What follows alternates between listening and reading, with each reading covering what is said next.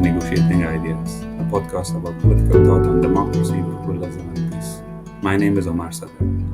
This episode is an effort to document, capture, and debate exiled scholar histories, stories, and narratives as they are uprooted from their origin, both in institutions such as universities and homeland, only to find themselves in a new place fundamentally different. I have got two amazing guests who have been through the wedding, forced to leave their home countries and carved out new academic lives here in the States. We spoke about their exiled experiences, the challenges they have faced, and how they have adapted to the wild world of US academia. The first guest is Dr. Alfred Babo. He's an interdisciplinary scholar with expertise and experience in anthropology of development, political science, and African studies. He has written articles and essays on sustainable development, social change, and community development, immigration, and post-conflict societies. His recent and current research project and publications focus on issues of refugees activism in Africa and acculturation in the US. He has recently collaborated with some scholars and practitioners to launch a new initiative called Share the Platform to advocate for refugees' self-representation. He is currently a member of Scholars at Risk Board to help exiled academics and a professor of Anthropology at Fairfield University. The second guest is Halil Yenigun. Halil is from Istanbul, Turkey. He received his PhD from University of Virginia's Political Theory program. While living in Turkey after his PhD, he was dismissed from his assistant professor position at Istanbul Commerce University during the mass academic purges that started in January 2016 in response to the peace petition by the Academics for Peace. Thereafter, he worked as postdoctoral scholar at the Transregional Studies Forum Berlin and Stanford University's Abbasi's program in Islamic Studies. He is currently Associate Director of Abbasi's program in Islamic Studies. Halil has published and given lectures in several universities in Turkey, the US, Germany, as well as occasional interviews on several media sources on Muslim political thought, Islamism, peace activism, American and Middle Eastern studies, and Turkish democracy. On to the podcast. Let's start by talking about the moment of your exile as an academic. What forced you to come to the US?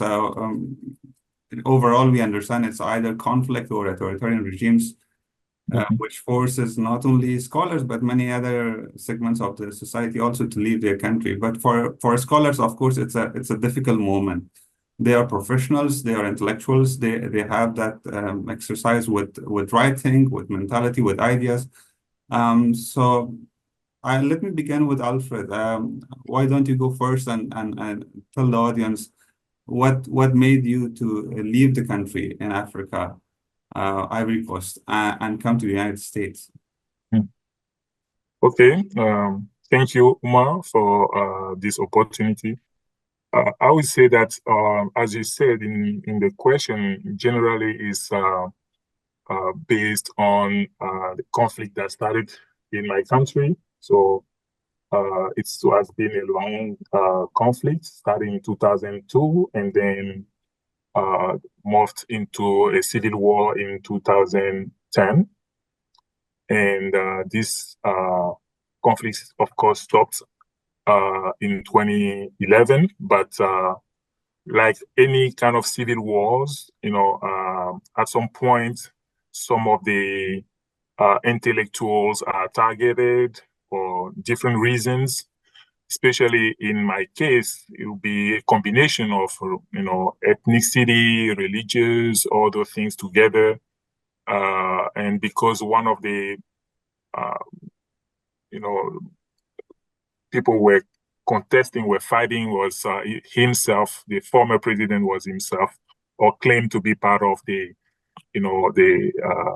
higher education faculty members. So all those two put together, some faculty were kind of targeted by the rebels who took over the country. So in my case specifically, it was because of the fact that in addition to this general framework, it was because at some point, when at the end of the war, we couldn't really start right away the university. The higher education was, all universities were closed. Some professors were still outside. Campuses were closed for almost 12 to 18 months. So we couldn't really resume all academic activities. And for those who were outside, they were still, kind of subject to threats, and they couldn't really go back to the country. So in my case, I stayed in another West African country for almost 1 year before finding my way to get help and migrate to the United States. So when I came here in 2012, the universities in my country were still not open, even though the conflict, let's say, kind of ended up in May 2011. So in January 2012, when I came in the United States, universities were still closed. So threat to professors, academic freedom, all those things put together with closed universities, there were no way for me to really resume my activities, my academic activities. That's how I ended up here. Right. So in your case, it's conflict, but let me come to Khalil, and your case is not a conflict driven exile. It is on the other hand, it's an authoritarian kind of state which did not tolerate academic freedom, I suppose, in your case. So tell us more what happened in 2016 that you had to come to the United States. Yes, thank you, Omar, so much for this opportunity to share our stories and ideas and hosting us in this great podcast. Yeah, you are right to say that it has kind of different dynamics, and people are somewhat surprised to hear if we tell them the information that for 3-4 years in a row, Turkey was on the top of the list of Scholar Rescue Fund and Scholars at Risk in terms of exiled scholars, even though there was no civil war and there was no conflict that would ravage the whole country. It was a regional one. And Turkey has a long-standing Kurdish issue. And in 2015-16, the peace process that was going on, it broke down, and the President Erdogan in Turkey, he decided to start a new war with the Kurds. That is one part of it. But we also have to remember, Turkey was being hailed during the 2000s as being under a reformer president, at the time Prime Minister Erdogan, who supposedly was developing the country with economic and political reforms. And by 2010, it was even shown as a model Muslim democracy to the rest of the Muslim majority world. So what happened is there is an authoritarian turn. There are different views about when the authoritarian turn started, whether it is 2011, whether it is 2007, while everyone was still basically promoting Turkey, or 2013 with Gezi protests streetwide, in Taksim Square of Istanbul. So there are different views, but by 2015, it was very clear to me Erdogan at the time had captured all the spaces in civil society and academia and the media one by one.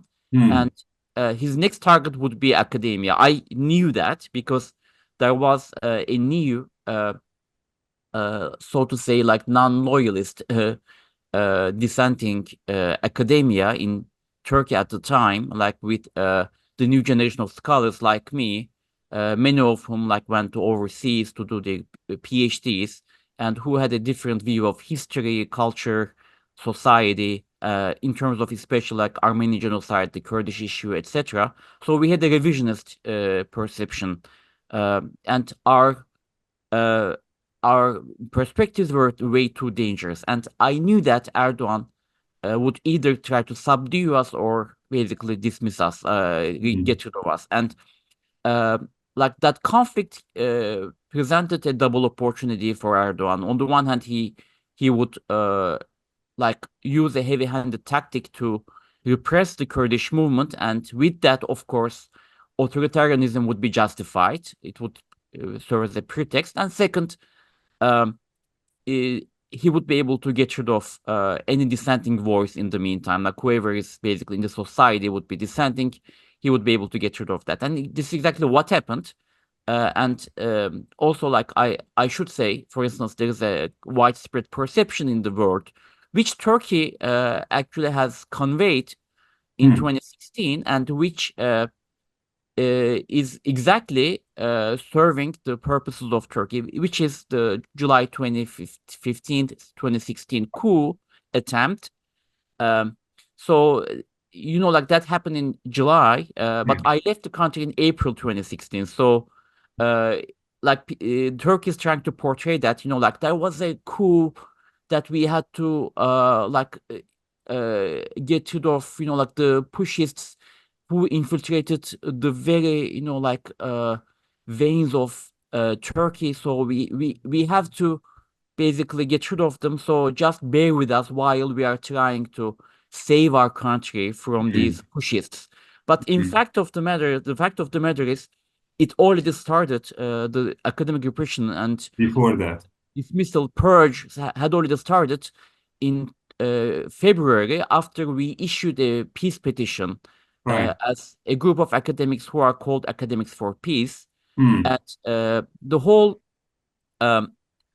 opportunity for Erdogan presented itself by our own civil disobedience. So we likened that to the manifesto of 121 that Sartre, Simone de Beauvoir, and others issued against the French government during the Algerian War.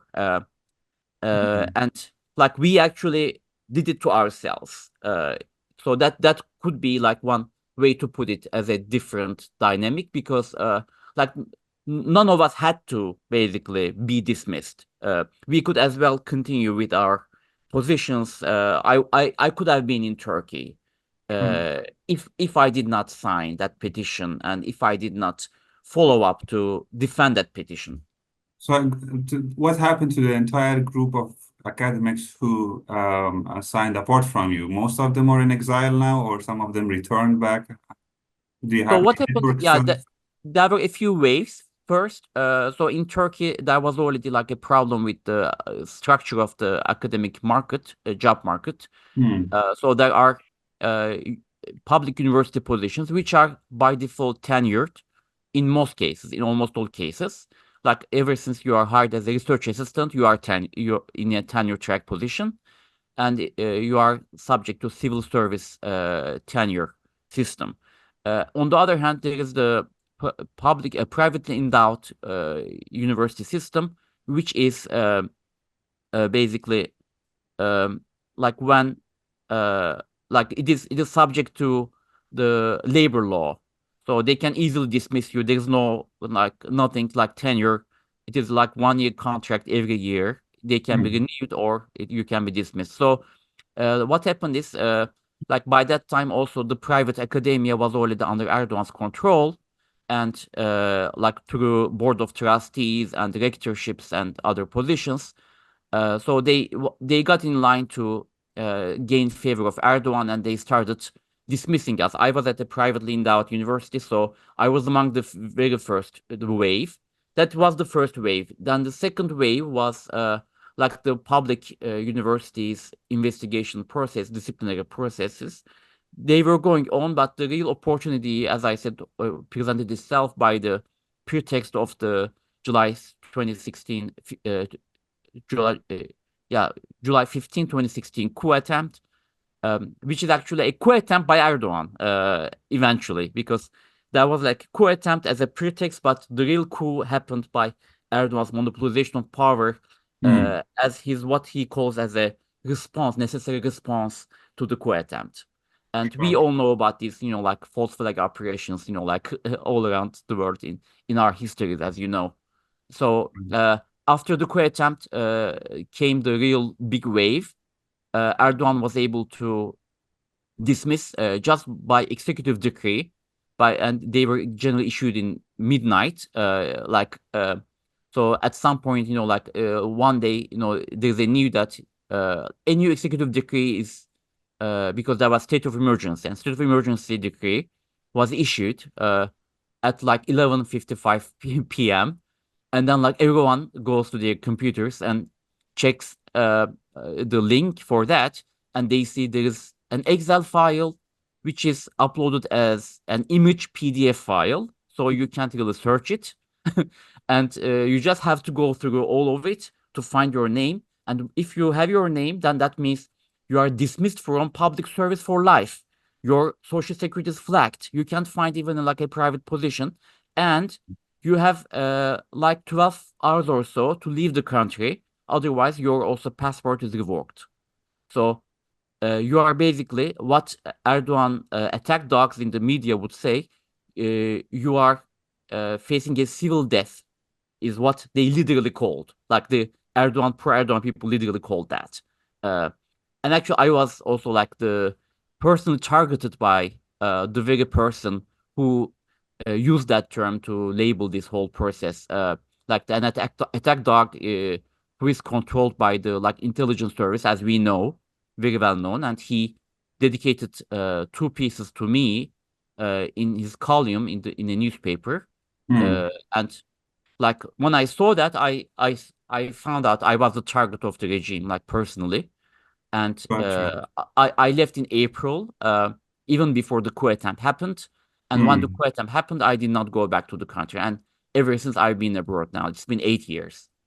This is a really interesting, and it reminds me of a similar kind of practice which happened in China by a number of academics and intellectuals, which they declared and signed together a kind of petition on the anniversary of Universal Declaration of Human Rights in 2008, and that was called the manifesto that they came out with. It was called Chapter 08. Which was signed by around 300, I think, intellectuals and Chinese descendants. And the name Chapter 08 was adopted from the Soviet earlier protest, which happened under Chapter 77. And most of those Chinese scholars are also like most of us, like three of us here in the US. And anyway, so that shows how, to what extent, democratic backsliding in Turkey has brought a huge cost to freedom of academic freedom and intellectual freedom, which resembles so many of this suppression which happens in pure authoritarian regimes like China. Now, coming back to Alfred, you have a very excellent paper titled 38 Paradise Road, being an African Francophone refugee scholars in American academia. And I realized you narrate it's like a personal ethnography, and you explain how you yourself as a refugee academic dealt with all difficulties here in the US. So before anything else, I'm interested to talk about the term refugee academic. Why didn't you call yourself an exiled academic rather than you adopted refugee academic? Do you see, I understand that some scholars may argue that the term threatened the scholars or refugee scholars might be exotic, and that somehow does maybe sometimes may not have value because the fact is that you as an academic, whether you are exiled or not, you have certain competencies, you have certain kind of rigor, intellectual capacity, which is always there, whether you are exiled or not. So, but I simply, I wanted to have your take. Do you consider the terms exiled academics some sort, does it have a value, or do you prefer to stick with the term refugee academics? I would say if we want to go to maybe from the definition of the the concept of a refugee. So my understanding is that the refugee situation or the refugee state is kind of temporary. We're supposed to have a refuge somewhere, and then when the situation in your country of origins get better, then you can go back, right? So I believe, based on my own story, I have never dreamed to be an immigrant, to come to the US or to go to Europe and, to try to build a new career there. I was building my own career in my country. After I got my PhD, I was teaching. I had a kind of pretty satisfactory career back home. And I even came in the United States as a fellow. I got a grant from the African Studies, African Scholars Association that was based at UMass, University of Massachusetts, Amherst. And I came in 2006, and I never thought about, staying in the United States, find a way to stay here. When I was in Côte d'Ivoire, Ivory Coast, once a year I would go to Switzerland for conferences. I would go to France. So I had a career, and I was not really, looking for a career out of my country. Mm-hmm. So that's, for me, my condition is really related to my search for refuge when I really need it. So, of course, I had the chance to be sponsored by two big institutions like the Institute of International Education and Scholars at Risk, who supported me to have this refuge at Smith College in Northampton, Massachusetts. So for me, this situation was it was framed as a temporary situation, right? You come here, we offer you the opportunity to resume with your teaching, research activities, and you kind of start to, kind of get your dignity as a professional of education and start over, standing before the students, talking to colleagues. So resume your life as, a human being. That's, for me, that's term of a refugee, encompass this state. That was my case. Sure. So that's why I stick with the term refugee. But at the same time, I'm not just someone who was looking for, a place to be safe, but I'm also a scholar. Okay. And I was supported by Scholars at Risk, for example, because being just a refugee is not enough. I needed to demonstrate that I was a scholar that could be supported, that could be, protected. So that's for me, it was really important that I put these two concepts together.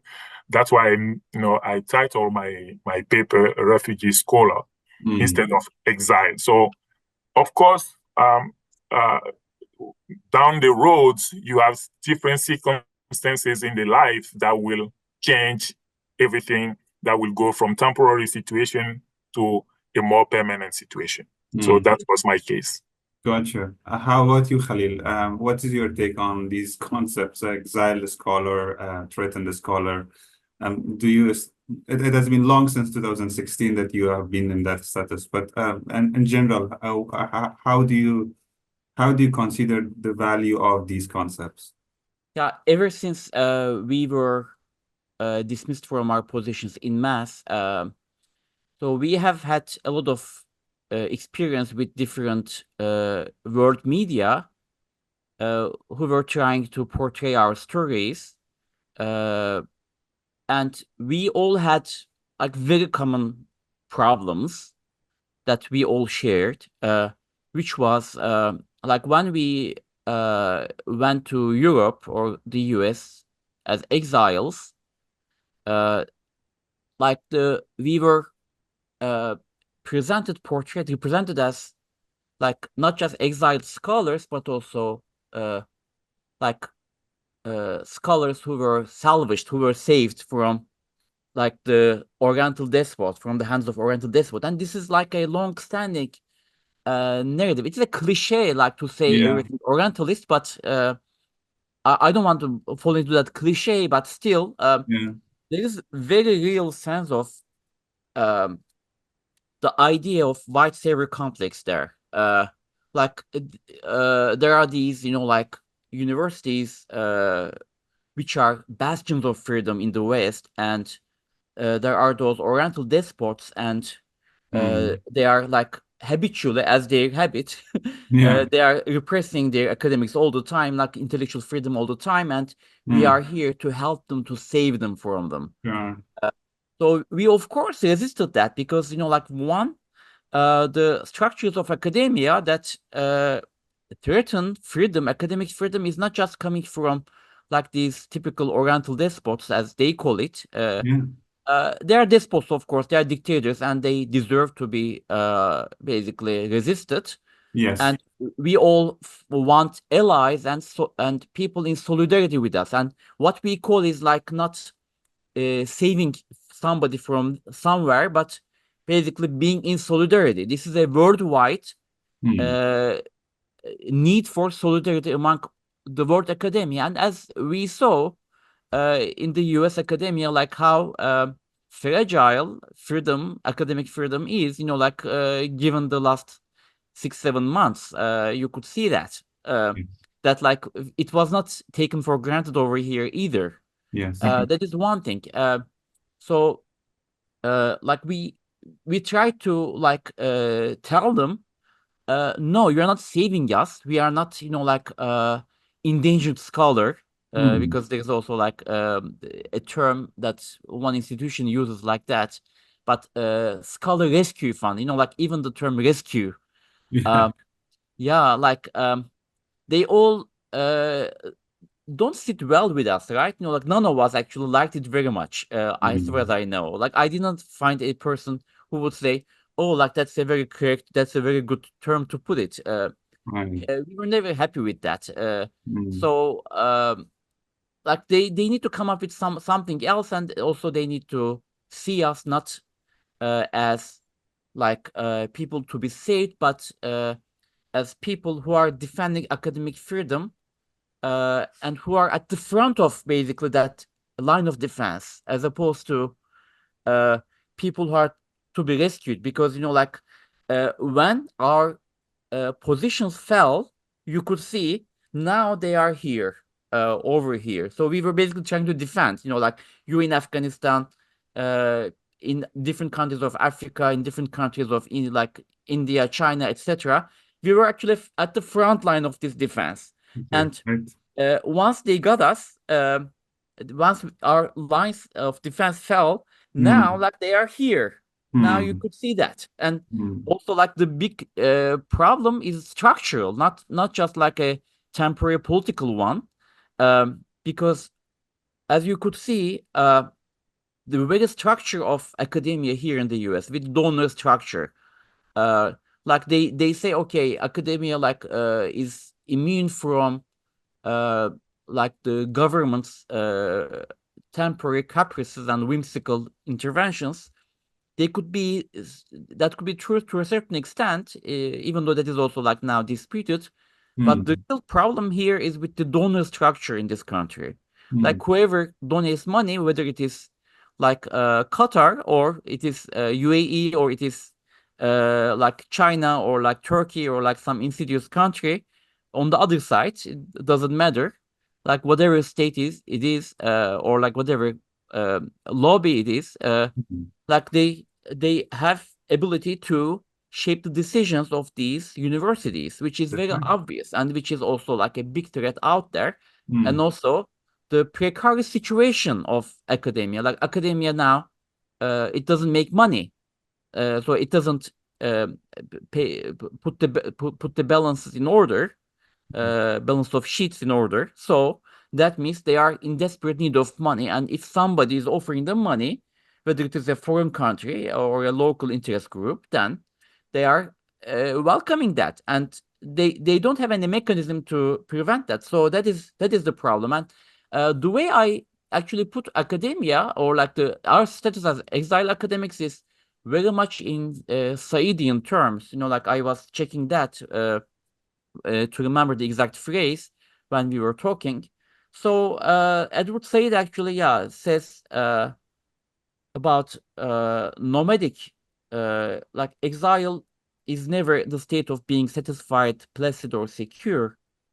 And exile is life led outside habitual order. It is nomadic, decentered, contrapunctual.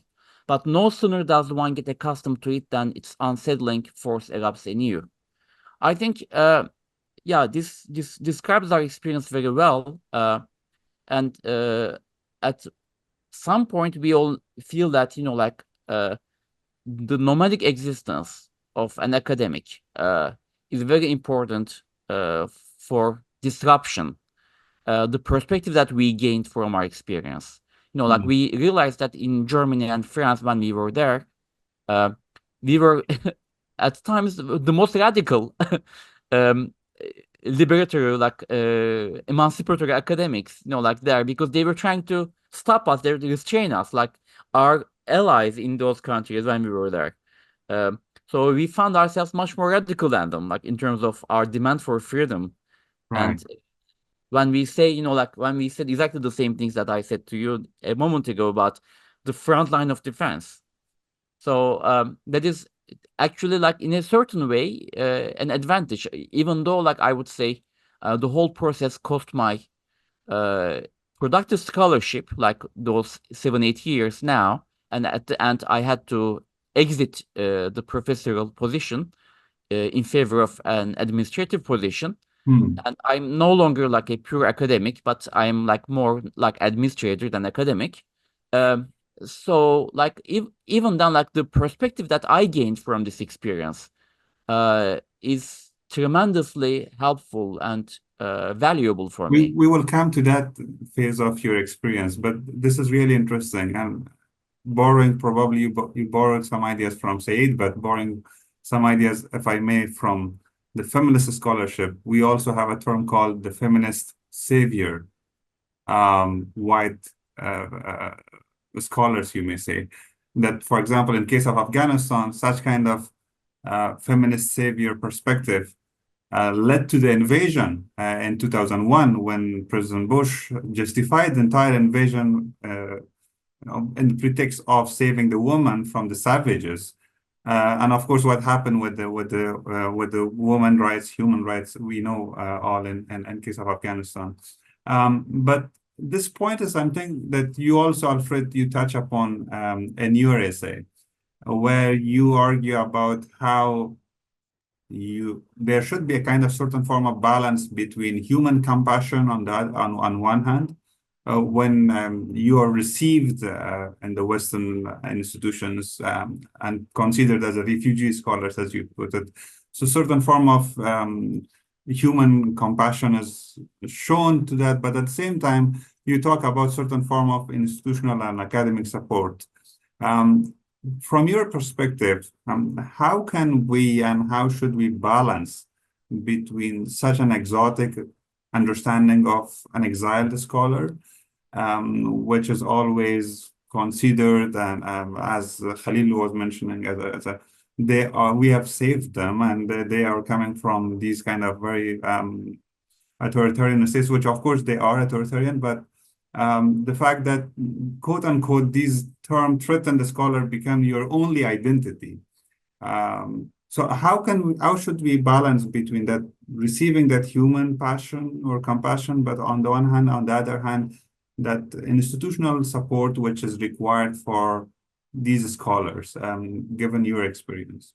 Yeah, I think in the line of what Halil was saying, for me, maybe to catch up a little bit with the previous question, for me, this concepts are part of our identity, right? Whether you're refugee scholars or exiled scholar, it seems that as long as we are in Western academia, it will be somehow part of our identity. Now, everything depends on how we want to to um, to navigate this identity or to use it. I remember in my paper I mentioned how Arendt was also, Anna Arendt also mentioned that at some point, not only refugee scholars, but refugees as a concept is denied by the refugees themselves because down the road, at some point, we don't want to be associated with this term because we believe that we should not be stick with that concept for the rest of our life. And that is also some kind of things that's happening in academia. Because as I said, you are, for my case, I was hosted, welcomed as a refugee scholar first. Of course, as I said, because I was coming from a war zone. Of course, my country was still under a lot of human rights violence, and people were still targeted. People were still put in jail just for their opinion or for the political, side or political support of whatever, part of Ivorian politics. So for me, this first part is crucial, that you can benefit from solidarity, human solidarity, right?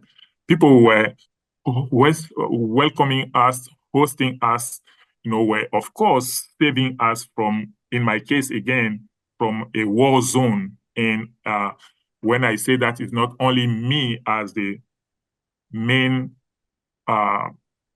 refugee, but in my case, I was hosted, I was protected or removed from this war zone with my family. So I came to the US, and this is important for people to know. So I came to the US with my wife and my 3 children. So this is crucial because they did not say, oh, we can only save you and you have to leave your family back home because it's only you who are the scholar, right?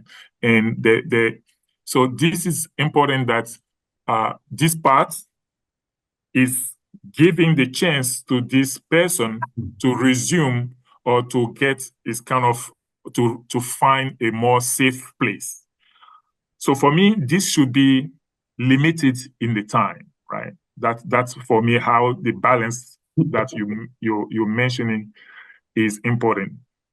At some point, after we have been in the format or the approach of the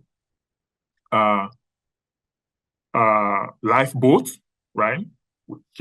We put us on the edge, right, on the soil, so we saved from from the trouble of the wave. Then what do we do next? So the compassion portion, the compassion approach for me should be related to this portion where we save the scholar with the family, with everything we can do for this person to retrieve some kind of dignity, some kind of protection and safety. After that, we need now to look into not only the person as the refugee, but also the person as a scholar.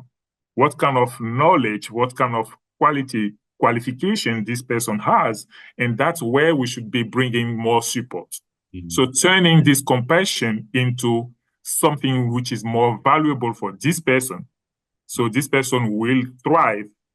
That's, for me, that's where the key is of the good balance between compassionate approach and the very supportive approach of the academic and the scholar that we got in our institution, whether it's a university, a center, an institute for research, wherever this person has been hosted. The compassionate portion of the hosting should be, for me, short, and we should be turning onto putting the light onto the qualities or the qualifications of this person.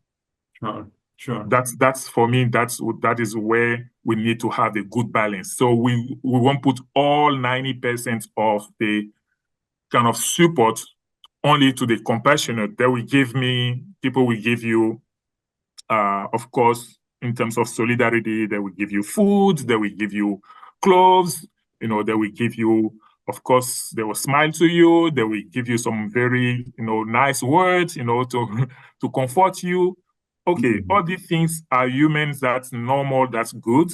But later on, right, we need to see what kind of academic support we can bring to this person so this person can start, whether it's teaching, research, publication, or other things. So with some of my colleagues, we put together a kind of small initiative that is promoting this part, where we believe that it's important in the balance to share the platform with the refugee scholars or the refugees, all of them.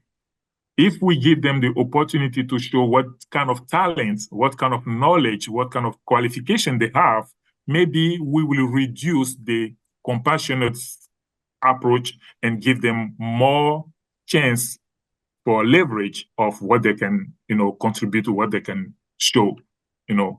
and that for me is the key in terms of.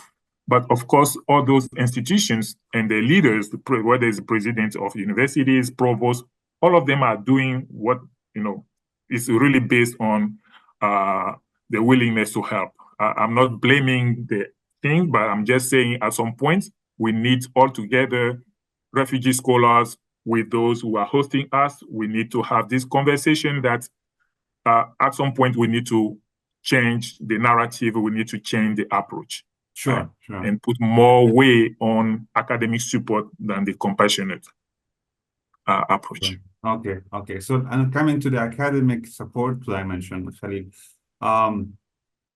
one of the things that I would like to ask you is, you're a political theorist, I suppose.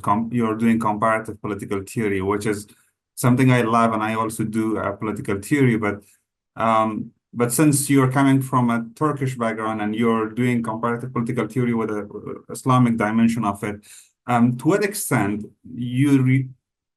what is your take on in terms of cultural adaptation to the US academia? Here, cultural adaptation, I mean academic adaptation, and in terms of your expertise and your discipline, to what extent you were forced to adjust some of your research interests, some of your expertise, and because demand probably is different here, the market is something functioning different, university, institutions, it's a new country, right? It's a different cultural background. So in terms of your discipline, to what extent you felt that, okay, well, the expertise that I have, the knowledge and experience that I have will be suitable here and I can deliver the same, but at the same time, to what extent you felt that, well, I have to adjust here and I have to shift and I have to, for example, expand my research interests in certain areas. So the question is more about qualitative content of your work, how this new identity made you to expand your expertise or change or transform or whatever.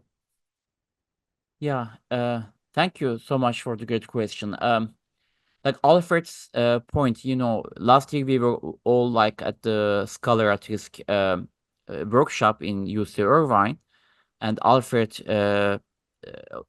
had that piece that he mentioned, we all both mentioned, and we also, like, we had read that, and we also read Refugees of Hannah Arendt, and it is a great piece, I thought, why didn't I see that before? Because, that's, now that you mentioned, I also remembered that,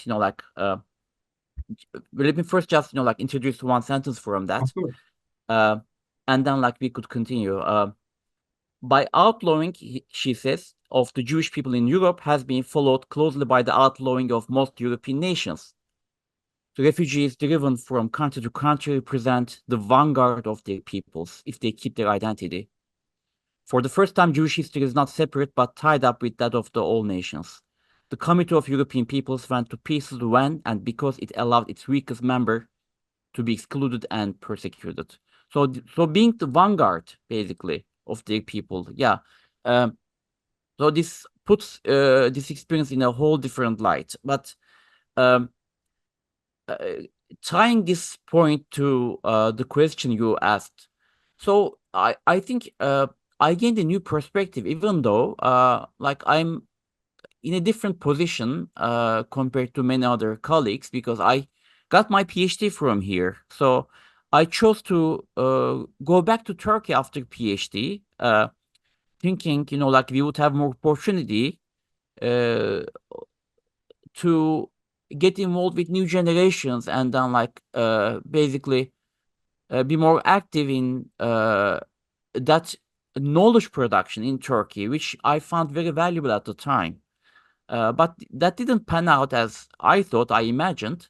However, coming back here, I realized actually I adjusted myself to Turkish academia a lot more than I realized, because I was trying to publish in Turkish, because for tenure processes there, I mean like for the associate professor position, Mm. in Turkey, you really need to publish in Turkish. You really need to be in conversation with the Turkish scholars, and there are other things. Now, like I came back, and I realized I had fell out of line because the academia, uh, with the problems it has currently, like it is very brutal, as you know. Mm. Like it is very harsh out there, like in the job market, and many very qualified, overqualified people, and I saw that at Stanford as well. Lots of them are struggling to find positions, and they struggle for many, many years. So, what you experience here is they celebrate you, they praise your courage, they praise your uh, like bravery towards, like these dictators. Okay, we appreciate that, but then when it comes to being in the job market, then like the whole thing becomes a problem, because you are a troublemaker in your home country. So uh, at the background in their mind, you could be a troublemaker here too. So you are not actually the ideal candidate for a job. And we realized that later, and actually I learned that by experience in the job market. And like my a lot of my friends who were serving on search committees, they actually confirmed that. Also, like even at the workshop that SAR convened, there was like an instance where I made the point, and then like there was some kind of resistance by some other people, but then the provost of a university said, "Oh, actually, like with donors, it is not always, like the best thing to, to express, like during the meetings, like to hire somebody from this background, because, like as also being on this side of things as an administrator now, I Mm. can see administrators have like lots of different standards in their mindset, and like they are always trying for standard people. Like you True. are non-standard, and you immediately become We're like outliers. a problem to be solved. Like, Mm. okay, because you don't want challenges, that you just want smoothly to work, and like get rid of things, like finish emails and like do this, and like pass it to this, pass it to that, and then you get done with that and move Mm. on to the next.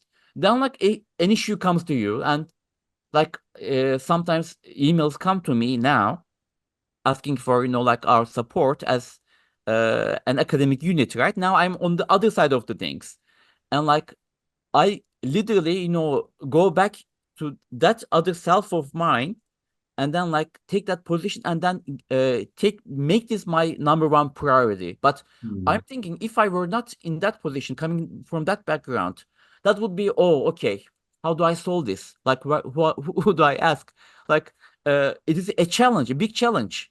So even like to come up with a position for an exiled scholar, like a temporary position, is a challenge. You have to go like to all these different departments. It takes a lot of effort, and Mm. people who are just trying to get by the day, and like make it like 5 p.m. and then get out and do the evening things. This becomes like a nuisance, so to say.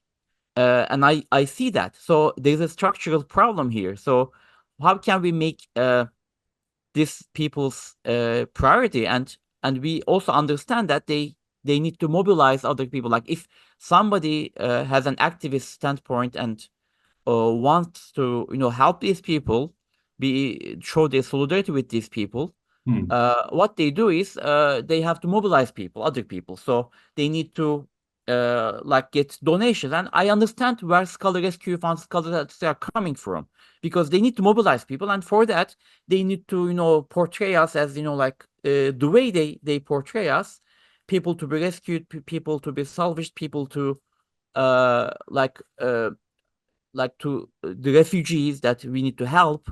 Yeah, of course. And you need to show them, portray them in such a way that you would mobilize more people to donate more money, and then to help these people in a better way. Yeah, I understand. But we all need to, like lay this out there and say, okay, what could be a better position?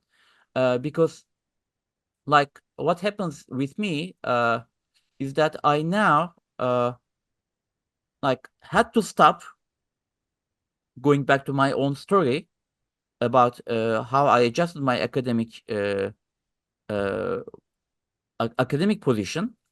Like I basically had to drop out after many years of struggling, because I figured the only thing uh, to survive was through, after many years of experiment with this process, as being an adjunct, or like the best hope is it could turn into a lecturer position, a permanent lecturer position. And even that one was too much for the colleges, the universities I went, including my own actually alma mater.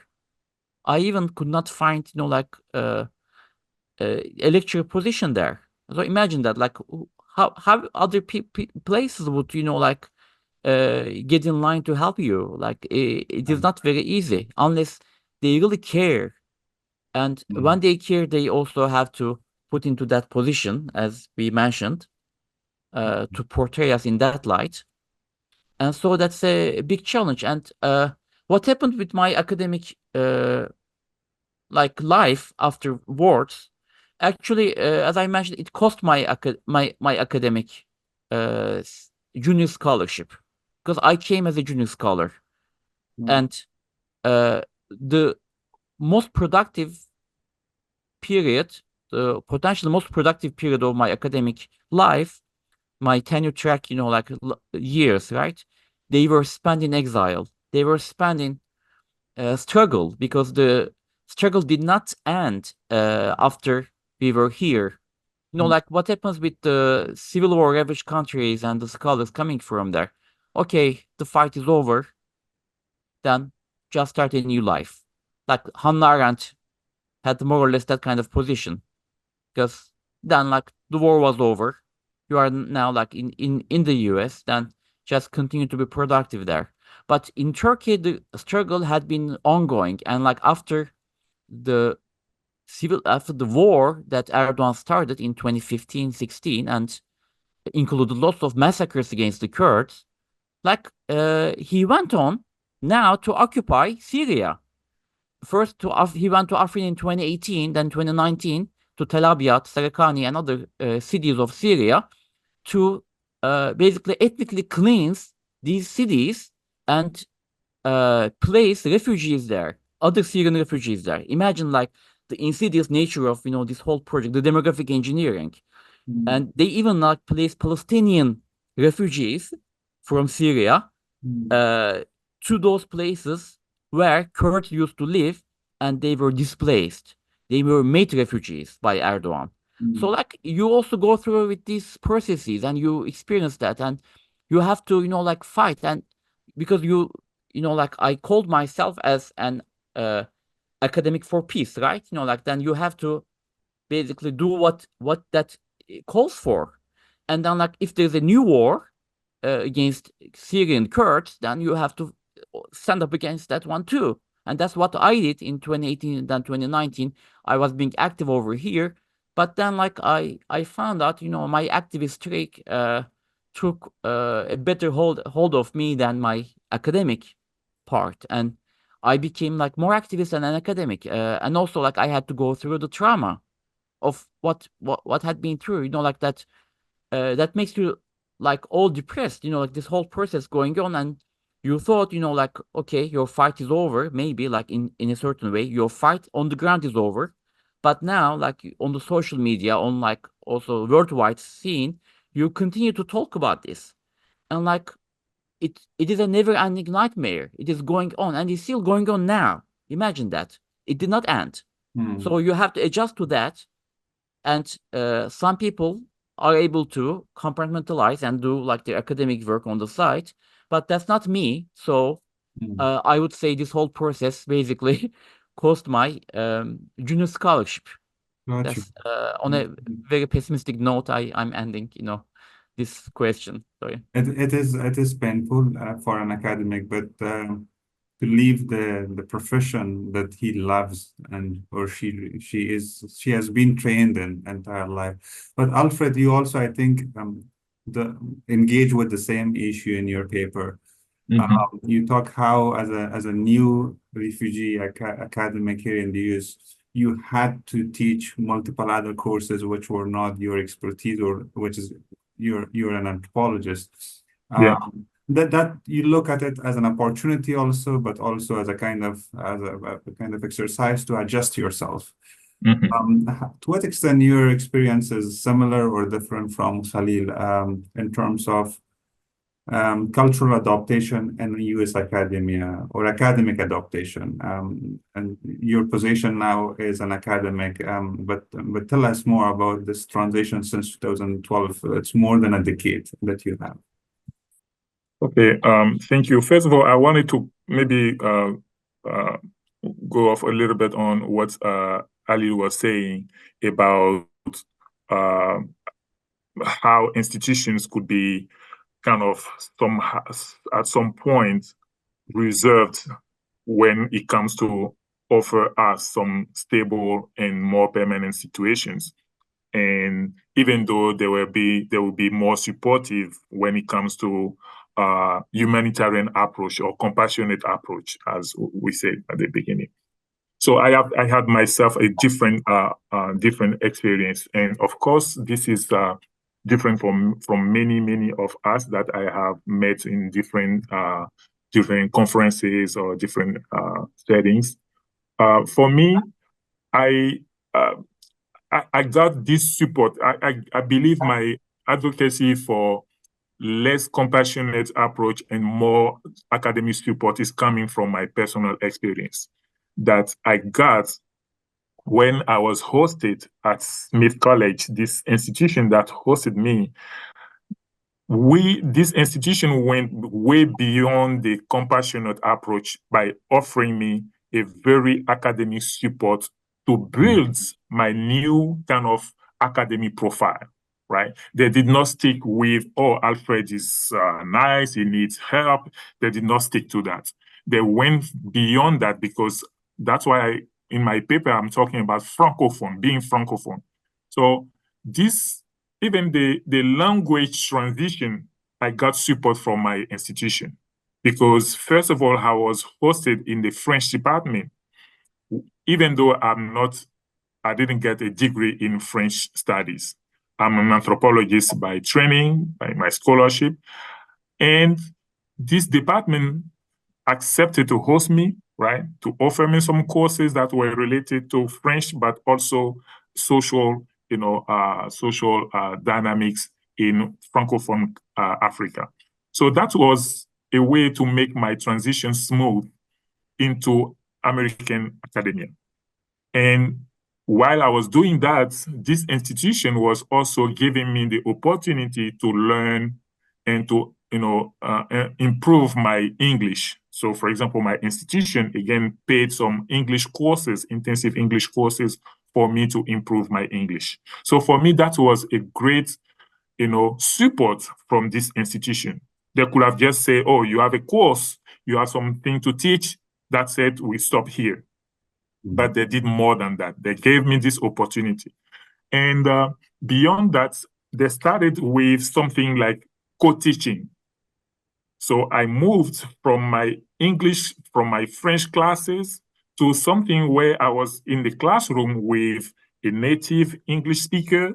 And I was now in the class of anthropology, where I had someone to lead me and to learn the codes and the culture of teaching in a classroom in English and how to interact with the student, what to expect from students. You know, for someone coming from a country where we still have a very powerful cultural, you know, cultural classroom belief between elders and young generation, right? You have some kind of interaction that you need to understand as part of the American culture and don't take it as something that can offend you, because you have this young student who believe that he or she has the right to ask you whatever questions, right? But in where I come from, it doesn't necessarily work like that, right? And yeah, and so I had to be in the classroom with this colleague during a course that was co-taught to learn how she was, interacting with the student, how the student were talking to her, and how they were organizing small group talk, the presentations in class. So I learned all the things, and that was offered by my institution. Another thing that the institution did, which was different, they were able to give me some funds for me to attend some conferences, right? And this is not, I recognize that not all institutions do that, but I had the chance to have that. So when I have the chance to talk to institutions which want to host exile or refugee scholars, I'm always, advocating for that they need to give some money support so these people can go to the association, the professional meetings or annual meetings. That is the best way for them to network and to meet other faculty, to meet other colleagues, and that is the best way for them to develop their own agency, so they don't count only on the host institution to do everything for them. But if the institution can pay the membership fees and give them some money to travel to that kind of conferences, even one or twice a year, that's something great. So I had the chance to have this kind of support. And last things is when I had papers, of course, I was trading, right? French for English. So some of my students will read my English paper that I was, writing, or some of my colleagues, faculty will do the same thing, read my papers until, support me until the publication of this article or this book. And that was the best way for me to rebuild my resume, my CV, and to put something new, starting my American-based career. So that's kind of something I wanted to say. Of course, it's not something which is done by all host institutions. I can understand why some could be reserved or depend on, what kind of pressure they have from their donors or some kind of things.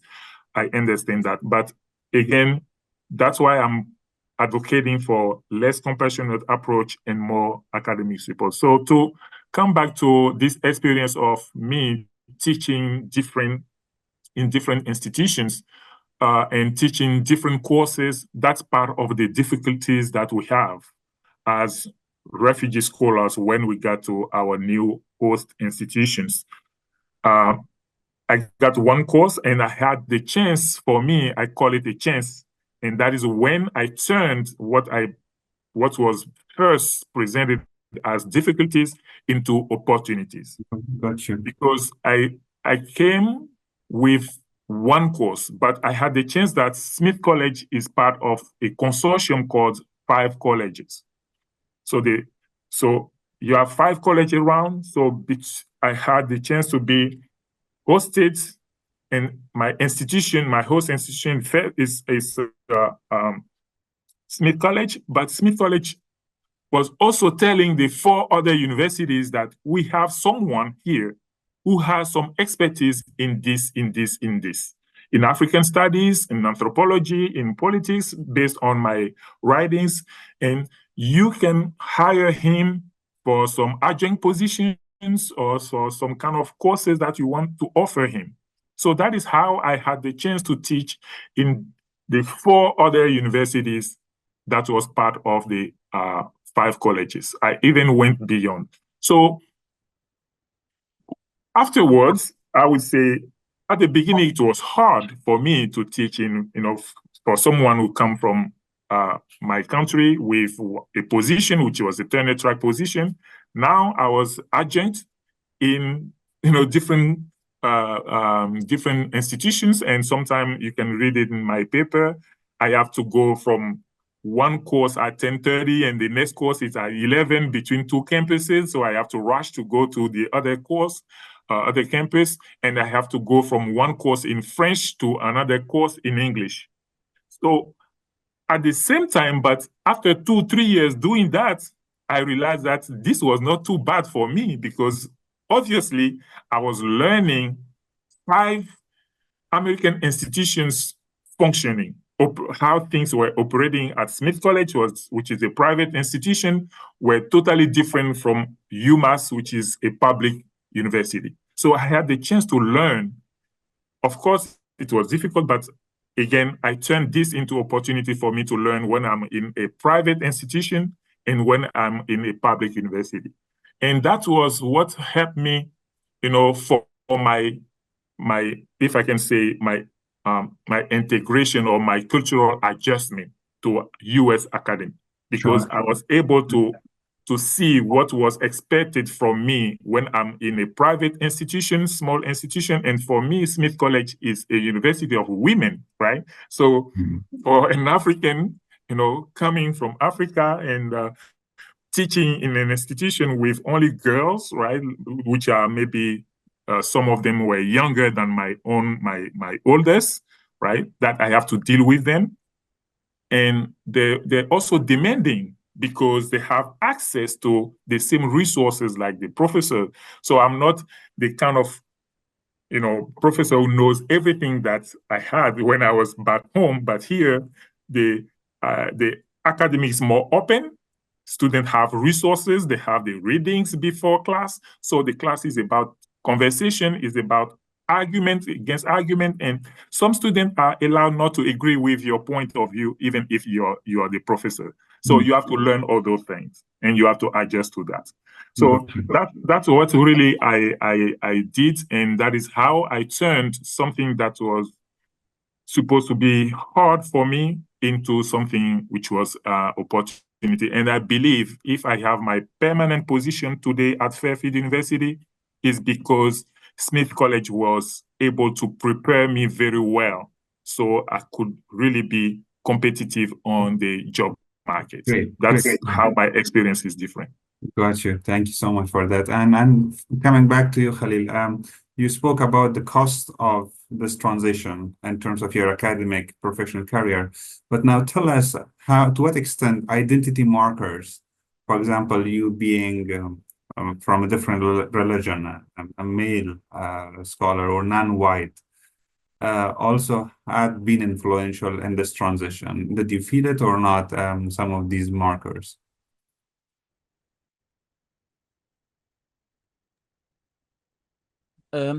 So I'm like a person who doesn't necessarily, like identity politics. And I see like personally like identity politics as a deviation and diversion from some real issues. I understand, like how they emerged, where they are coming from, but I see it as part of U.S. academia. And like I think these are like very political views, but I see like problems in the US, with both positions, like that are common. Like like in the US, everything is reduced into a binary. With Republicans and Democrats, and with liberals and conservatives. and the middle ground that you say, no, this is actually that way, that other, like the third positions, fourth positions, they are homeless, they are politically homeless. This is actually like what has happened to me in many different ways, and like I see that, you know, like you really have to in your diversity statement, for instance, in the US. Like, how would you like? I'm glad, actually. By the way, I'm glad that they are getting rid of that. Like, it is so hypocritical, I think, and it is, I don't know, like it is so artificial, unreal. Yes. I don't, I never supported that, and I'm very glad Harvard got rid of it and Cornell is getting rid of it. Um, because, you know, like it forces you both to express a certain political position, and second, reduce you to an identity. And like coming from an academic for peace or like exiled scholar background, like how am I going to What else serve we the have to diversity? justify? Where am I, like where do I belong in this binary of, you know, or like a few categories of identity markers? Like, Yeah. why should I? Yeah. Just like the same way, you know, like when this country forces everybody to pick up a color, a race. Yeah. Like, uh, like the only reason that there is something called white is because some people kidnapped, abducted, you know, Africans and then enslaved them in this country, and then to differentiate themselves from them, they had to call them black and they had to call themselves white, and then like how many centuries later they still try to impose that on everybody else. Like, white doesn't mean anything to us. Are we white or are we like Middle Easterns? Like the Arabs, you know, like Arabs, like people of color, like they are actually biggest enslavers in the history of humankind, right? You know, there were more slaves, you know, like, and most continuous slavery Yeah. uh, in the Arab world, and like would they be like, some of them even come up to call themselves like people of color in their college applications, I heard. Like uh, there's nothing that makes any sense to me, and my struggle actually is to subvert that, to resist against that. Like, stop doing this.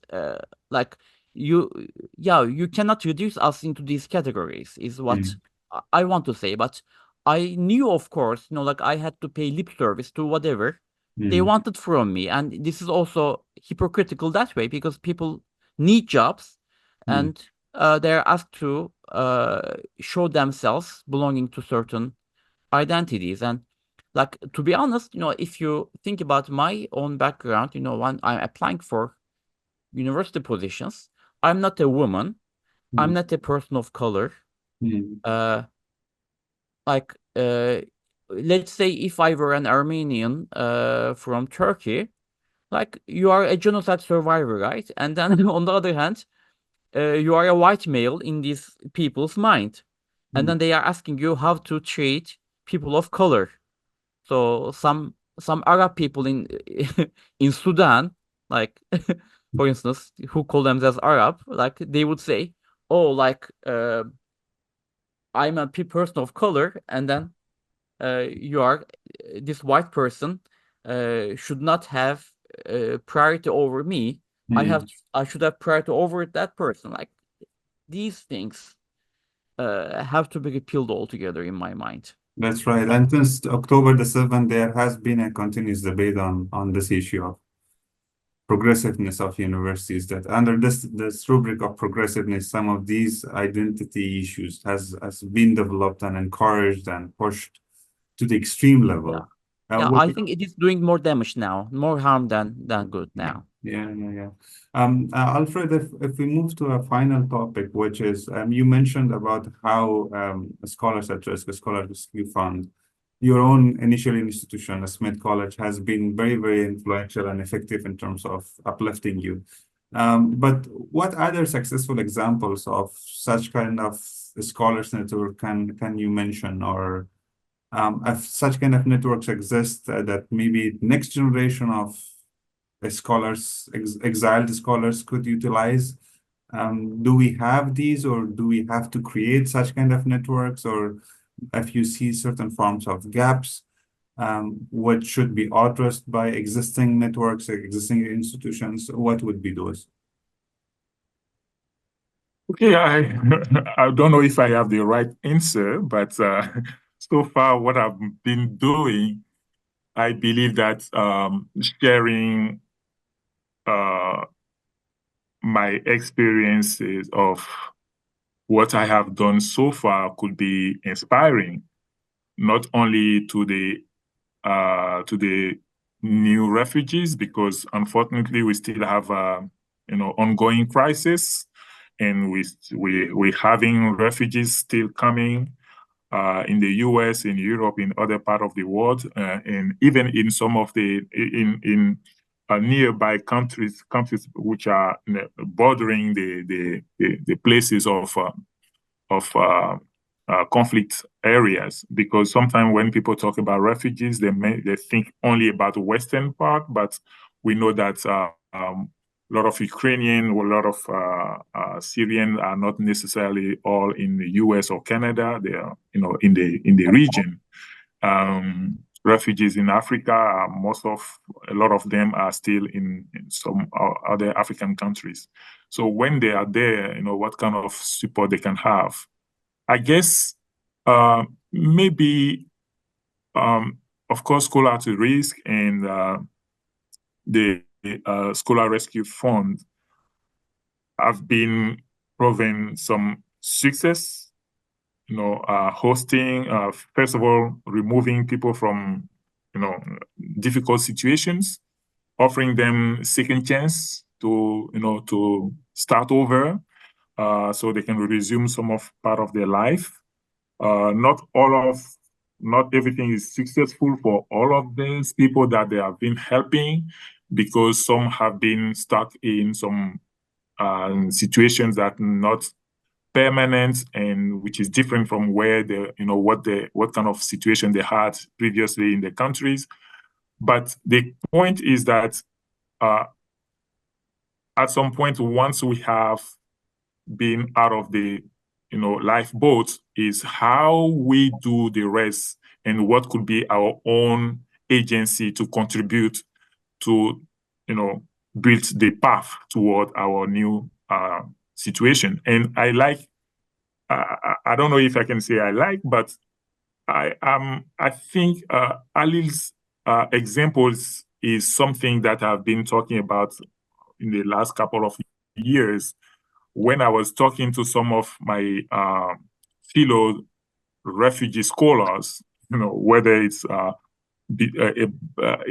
during a Scholar at Risk meetings, or what we did in Irvine. I'm always telling to refugee scholars that they should not only look at American academia, because we can develop careers into something different. We cannot think that we have only to be teachers or professors at universities, but we can do something different. And Halil's situation is, my understanding is that he's serving administration position right now. So this could be a way. And my own experience, when I was applying for university positions, I also applied in international institutions like the World Bank, like the IMF, all the institutions that were promoting, that were doing something which needed a sociologist or an anthropologist, for developing countries. So I was trying to do all those kind of things. I was looking for positions in some centers. So I think that could be a way for those who are unfortunately coming to say that there is no one path. There is no one, thing to say, because I was academic in my country, that is the only thing I could be looking for in the US. Because in the US, it's very hard, it's very competitive. And some of us who came here, I think some who were hosted in the United States, even before me, are still holding some adjunct positions and not permanent positions. So I can't really, promote that.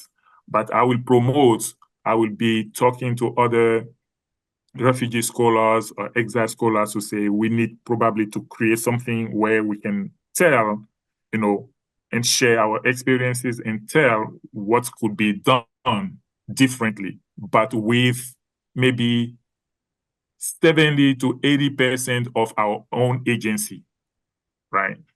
So we can support each other, we can develop some communications, and we can share a lot of things that will avoid those who are coming to waste maybe 1, 2, 3 years before they understand how the US or American academia is operating, is functioning. I had a talk with a woman who came from Turkey. I think she came from Turkey, yeah, if I have good memory. And I was sharing something about a new forms of positions that are developing in the American academia, which is not adjunct, but it's kind of stable position, full-time, that we call professor of practice. In my institution here, we call it POP. So she was not aware of that. Right. So for me, sharing this kind of opportunity to say, you don't have necessarily to look for tenure track position. You can look for this, and this is stable. This gives you a very stable contract, and at least you can focus. If you have this kind of contract, you can at least focus on your research, focus on your teaching, focus on your family, and then while you're stable for 5, 6 years, even 10 years, some POP positions could be 10 years, right? If you still want to look for tenure track positions, okay, you can go forward, but at least look for something which is stable and that gives you peace of mind, and then you can focus, take care of your family, take care of how you want to draw your direct your career. So that's kind of my ideas. Yeah. Thank you. And lastly, if I come to you, Khalil, so what would be your advice for those who are freshly joining US academia as an exile scholars? Yeah, thank you. So going back to the previous question and trying to connect the dots with this one, I could say, yeah, like as an identity marker, I used to say I'm an academic for peace, and being an academic actually became, for the first time after the Academics for Peace process, my biggest identity marker. And I then try to basically make good of that promise, basically like how to be an academic for peace. And it took many years for me to resist or like, yeah, to give up on, basically, to give up on a tenure track position. Like, and I could decide on that eventually, like only last year when I got this job as an associate director of the Abbasi program at Stanford University. Before that, like, I was like, no, like you could not subdue us, Erdogan. Like you could not win this fight. I was like that. Like I was like trying to continue my fight with him. And then like, I was trying to make the point that, like, even when you try to get rid of me, like I'm in a better place in terms of thriving academically. So a friend of mine told me, like, why do you make it, like a fight with him? Like this is your own struggle yourself, like whatever is best for you at this point. But it was harder for me to get like give up on that title of being an academic. I still like say, okay, I'm not exactly non-academic, but still, like my primary position is not academic. So I'm in between. And to be in between, to take these kind of positions, and actually universities have these kind of positions. Yeah. Try to pursue them, please. Don't try to, like win this game. Like these are governments, these are fights. And I still consider myself as also a victor in this game, because like I ended up at a much better university, right? Like compared to my past university in Turkey, which had huge problems, administrative problems. And I was wrestling with all these challenges over there. Like I really had very little time to focus on my research as well. Now, like I am a very well functioning university and learning something new every day and learning new skills and professional thriving, even though like I'm not doing as much research as I would like. I haven't gotten my book out yet, but like to me, like I think my biggest advice would be for the newcomers to the US, taking advantage of all these opportunities that SRF, STAR, and other networks provide, that offer. And this is not just like financial support. And Mesa Global Academy, like there is a modest amount, but the real support is coming from networking, giving you a mentor, then like learning how to write your CV, how to write your cover letter, and these kind of things. Because the US works by standards. Like this is one thing that is very uncommon in our countries back home. Like we don't have standards on anything, but this country has always standards, and you always have to fit everything to those standards, and you have to play by those games. Right. There's no other way. You have to do your networking. Right? There's no other way. Like it is not like they will discover the hidden gem like that you are. You have to like do the networking. Like just like Alfred said. You do the elevator pitch. Like they are teaching you that, right? Job market. Training. Oh, okay. Like I could never do that, but I can never do that. But if I did that, maybe I would have better chance. I don't know. But like try to do those things. Like these are the rules of the game here. So back home, like you stand out. Of course, we are like compared to other people in our countries, we are accomplished people. We stand out already with our names. We like are active in the media or here or there. They know us. It is hard for us, like coming back here and then coming here and then like trying to play these rules of the game, which don't feel right, which don't feel natural for us. But yeah, these are the rules of the game. Like and take advantage of these opportunities from SARS, SRF, Global Academy, from all other institutions, and also like they put you in touch with Global Academic Network with SRF, and then they put you in touch with Upward the Global. So they all help you with all these skills, how to survive in an interview. Like I for instance read a couple of books about interviews, but these are regular job interviews. Before taking this job, they helped me a lot. Like I came up with like hundreds of questions, and then like prepared my answers to them, and I put it as cheat sheet during my interview, like on Zoom interview. Like it is really about that, like it is really about, like go to these professional development websites and then try to gain as much information as possible, like learn, absorb that knowledge, and then like just show yourself as the person who is ready for that game. That's the way. Sure. That's the way. Thank you so much to both of you. This conversation promises to be both enlightening and thought-provoking, shedding light on the challenges and resilience that the Scholars at Risk faces here in the US. I am truly grateful for your interest to this podcast and your time to engage with me and to the listeners who are listening as now. Please subscribe to this podcast and make sure to share it with your friends, so that we reach to maximum number of people who should benefit with wonderful ideas that our guests speak here. Thank you for the opportunity. Thank you.